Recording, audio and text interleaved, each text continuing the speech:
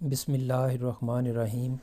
السلام علیکم ویورز، مائی نیم از شہزاد اور ویورز آج ہم اپنے انگلش بول چال کا سبق نمبر 228 سٹارٹ کر رہے ہیں، جس کے ہر ویڈیو میں روزمرہ استعمال کے 5 فقرے شامل ہوتے ہیں جو کہ سادہ مگر کارآمد ہوتے ہیں۔ So let start the episode number 228 of English بول چال۔ ویورز آج کا سینٹینس نمبر 1 اور اوور آل سینٹینس نمبر 1816۔ میں اس کے بارے میں کچھ بھی نہیں جانتا۔ I don't know anything about him۔ میں اس کے بارے میں کچھ بھی نہیں جانتا۔ I don't know anything about him۔ میں اس کا نام بھی نہیں جانتا۔ I don't even know his name۔ اس طرح کی بھی سینٹینس بنا سکتے ہیں۔ سینٹینس نمبر ہے ہمارا 2۔ بہتر ہے تم یہ کوٹ پہن لو۔ You had better wear this coat۔ You had better wear this coat کہ بہتر ہے کہ تم یہ کوٹ پہن لو۔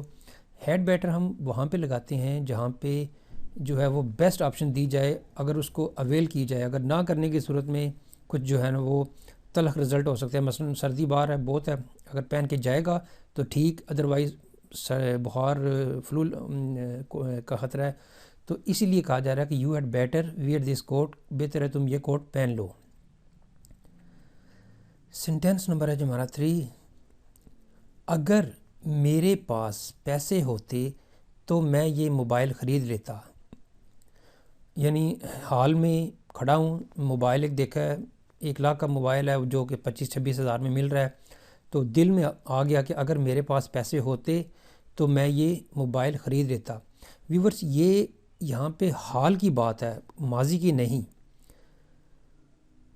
If I had money، اگر میرے پاس پیسے ہوتے، I would buy this mobile, میں یہ موبائل خرید لیتا۔ یعنی رائٹ ناؤ جس وقت آپ ویڈیو دیکھ رہے ہیں اس وقت اگر سپوز آپ کے سامنے ایک موبائل ہے جو کہ سپوز 1 لاکھ کا ہے، لیکن آپ کے جیب میں وہ اتنے پیسے نہیں ہیں، تو اس وقت آپ جو بولیں گے، آپ کہیں گے اگر میرے پاس پیسے ہوتے تو میں یہ موبائل خرید لیتا۔ یعنی رائٹ ناؤ اس وقت آپ کے پاس پیسے نہیں ہیں، تو آپ کہہ رہے ہیں جی کہ if I had money I would buy this mobile, میں یہ موبائل خرید لیتا۔ سینٹینس نمبر ہے جی ہمارا 4۔